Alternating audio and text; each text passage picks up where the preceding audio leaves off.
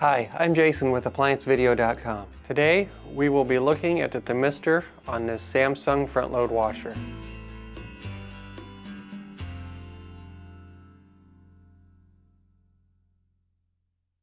Stop. Before beginning any repair, be sure to always disconnect the power to the appliance. It is also recommended to test the outlet for proper voltage. Remember to also turn off the water.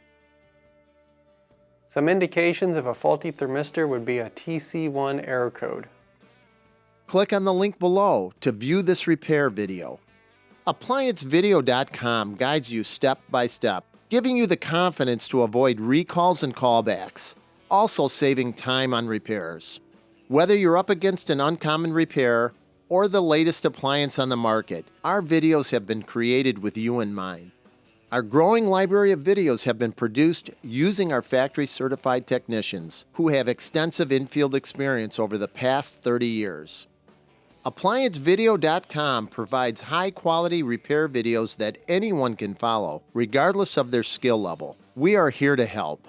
Click on the link below to view this repair video and let us help you do it right the first time.